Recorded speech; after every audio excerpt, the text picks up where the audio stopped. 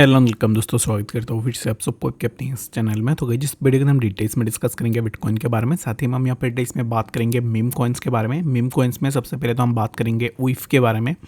तो उइफ के ऊपर मैंने मॉर्निंग में भी डिस्कस किया था, तो आई होप कि आपने वीडियो देखा होगा। तो उइफ के बारे में आपने सुना होगा कि एक्जैक्टली मैंने डिटेल्स में आपको बताया था कि एक्जैक्टली उइफ को अभी इस टाइम पर बाई करनी चाहिए या नहीं, ठीक है।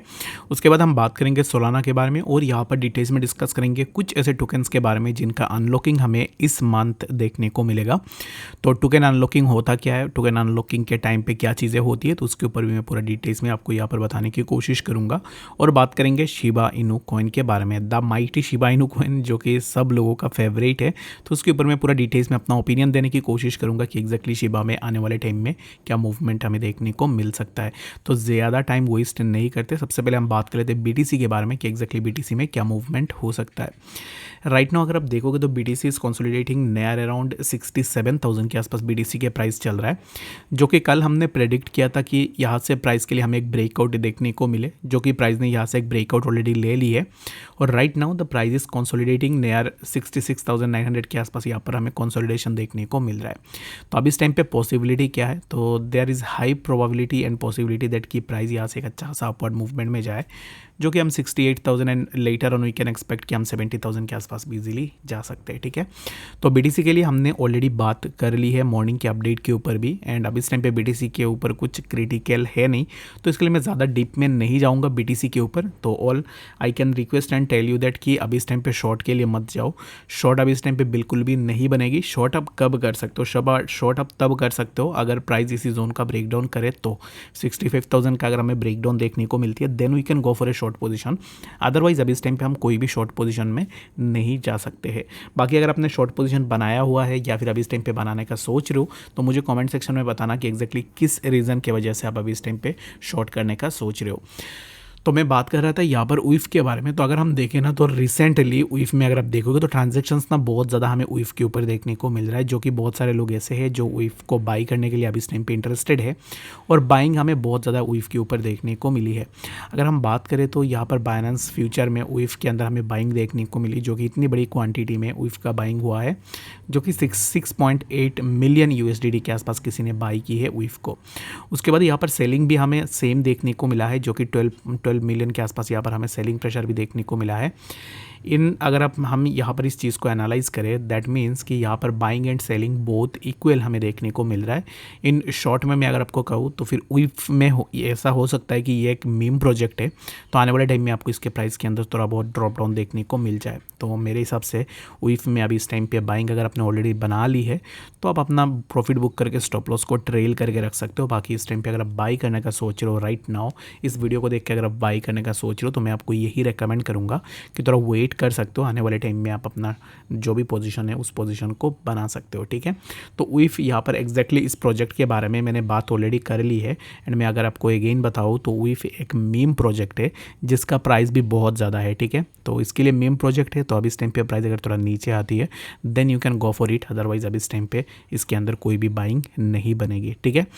तो बात करते हैं कुछ टोकन्स के बारे में जिनका अनलॉकिंग हमें इस वीक में या फिर इस मंथ के ऊपर देखने को मिलेगा। तो यहाँ पर कुछ ऐसे अनलॉकिंग टोकन्स है, जैसे कि रोज़ आपको सबसे पहले देखने को मिल जाएगा, जो कि ओएसिस नेटवर्क का है। रोज़ का जो अनलॉकिंग है वो हमें देखने को मिलेगा, जिसमें यहाँ पर अपकमिंग जो अनलॉकिंग है वो 3 घंटे के अंदर यहाँ पर अनलॉक होगा, जो कि 3 आवर 11 मिनट 45 सेकेंड के आसपास यहाँ पर हमें अनलॉकिंग देखने को मिलेगी, जिसमें 16.05 मिलियन के आसपास यहाँ पर ना अभी इस टाइम पे रोज़ कॉइन का अनलॉकिंग होगी, जो कि टोटल ऑलरेडी अनलॉक हो चुका है। 58% के आसपास अनलॉक हमें देखने को मिला है, और अभी इस टाइम पे और भी थोड़ा अनलॉकिंग हमें देखने को मिलेगा। तो ये जो अनलॉकिंग होगी, तो क्या अनलॉकिंग के टाइम में हमें प्राइस में ड्रॉप डाउन देखने को मिलेगा या नहीं। तो अनलॉकिंग में अगर आप देखोगे तो अनलॉकिंग के प्राइस टाइम पे यहाँ पर डिपेंड करती है कि कॉइन के जो टेक्निकली अगर आप एस्पेक्ट्स को देखोगे, टेक्निकली अगर एसेट बेयरिश है दैट मीन्स कि इसके अंदर आपको ड्रॉप डाउन देखने को मिलेगा। अगर टेक्निकली बुलिश है that it won't any effect in the market कि उसके अंदर हमें ड्रॉप डाउन देखने को मिल जाए। और अनलॉकिंग का और एक चीज़ मैं आपको बता देता हूँ कि अनलॉकिंग में एक्चुअल में होता क्या है। अनलॉकिंग का मतलब यही होता है कि जो भी यहाँ पर जिसने भी या लेट्स सपोज कि रोज़ कॉइन है, इसको जिसने भी बनाया हुआ है, जो भी डेवलपर है, वो क्या करते हैं कि कुछ सर्टेन अमाउंट ऑफ कॉइन को स्टोर करके रख देते हैं और उसके बाद टाइम टू टाइम उन कॉइन्स को मार्केट में सर्कुलेट करते हैं। अगर कॉइन का कंडीशन सही है या फिर कॉइन के अंदर अच्छा खासा काम चल रहा है, इन दैट केस क्या होता है कि जितने भी डेवलपर्स है, जो भी टीम है, वो जितने भी कॉइन्स यहाँ पर अनलॉक होते हैं उनमें से सर्टेन अमाउंट ऑफ कॉइन्स को वो खुद बाईबैक कर लेते हैं ताकि उसके प्राइस के अंदर ज़्यादा ड्रॉप डाउन ना हो। ठीक है, तो रोज़ में अगर आप देखोगे तो इसके अंदर ऑलरेडी 58% के आसपास अनलॉक हो चुकी है, जो कि अभी इस टाइम पे और भी 40% के आसपास अनलॉक होना बाकी है।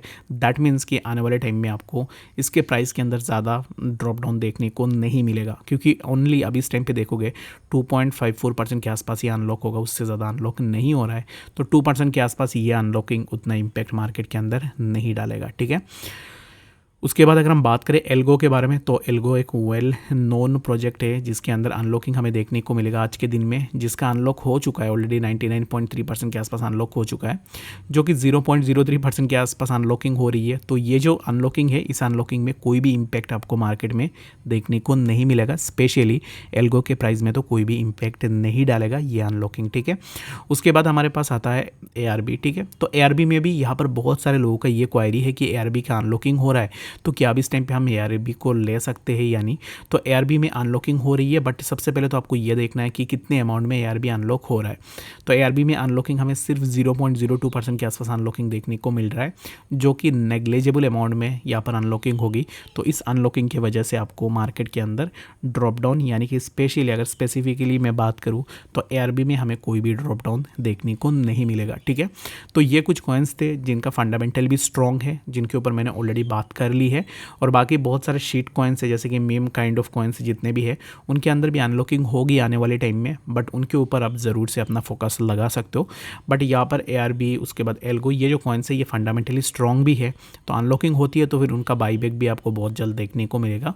तो इसके लिए ज़्यादा आप यहाँ पर ये एक्सपेक्टेशन नहीं लगा सकते हो कि प्राइस बहुत ज़्यादा नीचे आ जाएगा। ठीक है, तो आई होप कि आपको समझ में आ गया होगा। तो अभी बात करते हैं शिबा इनू कॉइन के बारे में कि एक्जैक्टली शिबा में क्या मोमेंटम हमें देखने को मिल सकता है। तो शिबा इनू कॉइन के अगर प्राइस को देखोगे तो प्राइस ने एक अच्छा खासा मोमेंटम ऑलरेडी ली थी, जो कि प्राइस हमें 0.024842 के आसपास अभी इस टाइम पे फिलहाल देखने को मिल रहा है, जो कि प्राइस ने रिसेंट हाई लगाया था। Recent high was near about 0.26445 के आसपास हमें नियरेस्ट हाई देखने को मिला, और अभी इस टाइम पे ग्रेजुअली प्राइस में एक ड्रॉप डाउन हमें देखने को मिल रही है।